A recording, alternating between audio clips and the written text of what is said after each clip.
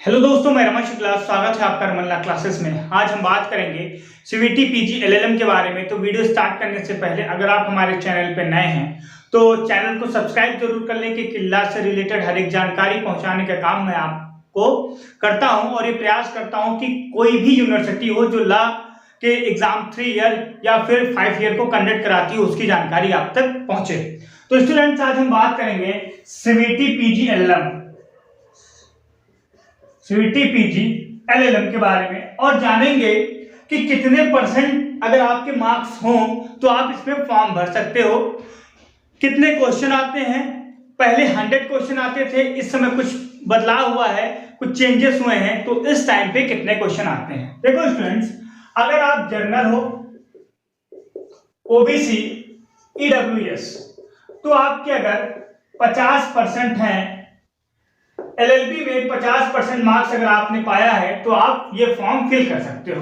दूसरा, अगर आप एससी हो और एसटी हो तो अगर आपके कितने परसेंट मार्क्स, 45% मार्क्स हैं, तो आप ये फॉर्म फिल कर सकते हो। स्टूडेंट्स, 2023 से पहले इसमें कितने क्वेश्चन आते थे? 2024 से पहले 2023 तक इसमें 100 क्वेश्चंस आते थे, जिसमें आपके 25 क्वेश्चन क्या होते थे? जनरल अवेयरनेस से, मतलब हिस्ट्री, ज्योग्राफी, सिविक्स, आपके हिंदी, इंग्लिश, इन सब मिलाकर 25 क्वेश्चन आपके जनरल के होते थे और 75 क्वेश्चन आपके लॉ से रिलेटेड होते थे।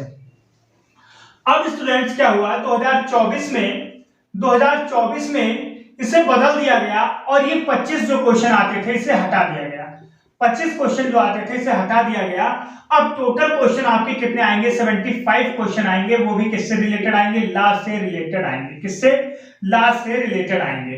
देखो स्टूडेंट्स, अब आपके पास टाइम कम बचा है। टोटल 31 सब्जेक्ट हैं, किसमें? आपके सीवीटी पीजी एलएलएम में। बट हमें कुछ इंपॉर्टेंट सब्जेक्ट से पढ़ने हैं तो हम एक बार सिलेबस पे भी देखे लेते हैं और कि कुछ इंपॉर्टेंट देखते हैं सिलेबस में। तो सबसे पहले स्टूडेंट्स, आप लॉ ऑफ कॉन्ट्रैक्ट, क्या?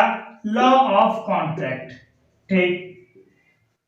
आपका कॉन्स्टिट्यूशनल, आपका हिंदू लॉ,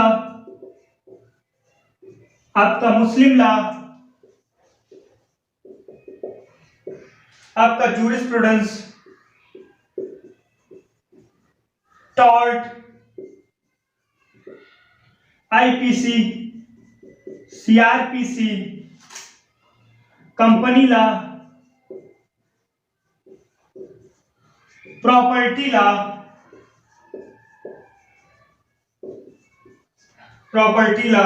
एडमिनिस्ट्रेटिव लॉ,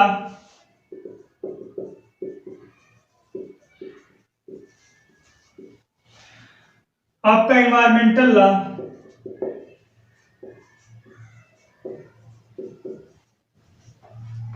आपका जुवेनाइल जस्टिस,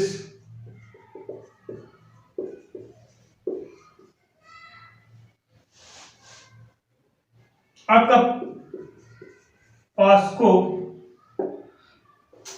आपका प्रोफेशनल एथिक्स, आपका human right,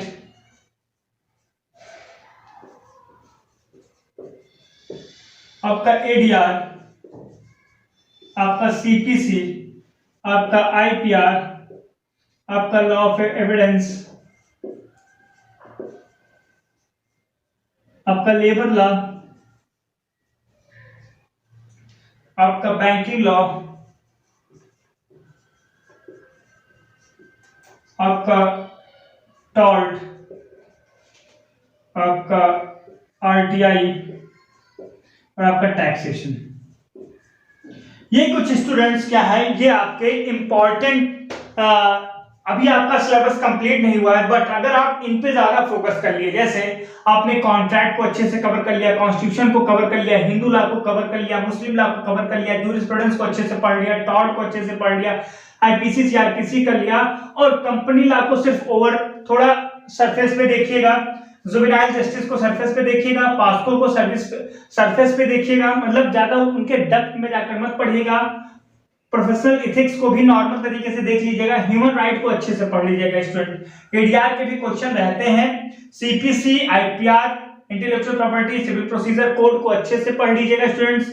law of evidence को भी देख लीजिएगा, लेबर लॉ को भी अच्छे से पढ़ लीजिएगा। बाकी आपके बैंकिंग लॉ, आरटीआई और टैक्सेशन को आप चाहें तो सरफेस पे देख लीजिएगा। ये पिछले एक देखा गया है 2023 में इस सब्जेक्ट से जो मैंने यहाँ पे लिखे हैं इससे रिलेटेड कई क्वेश्चंस आए हैं, इसीलिए मैं आप लोगों के लिए बेसिकली ये सब्जेक्ट्स लेकर आया था कि आप इन्हें देख लें, स्क्रीनशॉट ले लें और इन पे थोड़ा ज्यादा टाइम दें, क्योंकि आपके पास टाइम भी कम बचा है। 11 मार्च से 28 मार्च के बीच में आपका कभी भी एग्जाम पड़ सकता है, तो आप अपना जो एग्जाम बनाकर चलिए कि ऐसा समझिए 11 मार्च को ही है। कुछ बच्चों ने पूछा था कि वो कौन कौन से कॉलेज में अप्लाई करें, तो देखिए सबसे पहले आप ड्यू में कर सकते हैं, ड्यू एलएलएम के लिए, बीएचयू एलएलएम के लिए कर सकते हैं, बीएचयू शामिल हो चुका है। आप बाबा भीमराव अंबेडकर यूनिवर्सिटी है लखनऊ कराती है एलएलएम।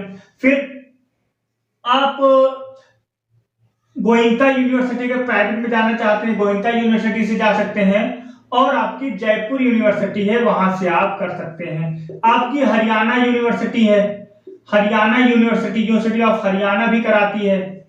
ये कुछ 2-3 यूनिवर्सिटीज हैं, इस पे आप फॉर्म फिल कर सकते हैं। और इस पे हम एक अलग वीडियो लेकर आएंगे कि टॉप 10 या 20 यूनिवर्सिटीज और एलएलएम।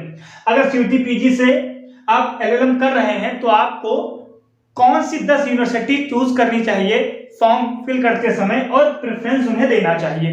देखिए स्टूडेंट्स, अगर आप इतने यूनिवर्सिटी खासकर डीयू, बीएचयू और ये बीबीयू, तो आपको अच्छे मार्क्स गेन करने पड़ेंगे। और एक बात और भी ध्यान रखिएगा कि अब क्वेश्चन काफी ज्यादा कम हो गए हैं, 75 क्वेश्चन है और 75 क्वेश्चन में अगर आप 50-55 क्वेश्चन सही करते हैं तभी आपको डी और बीएचयू मिलने के चांसेस हैं, अदरवाइज चांस कम हो सकता है।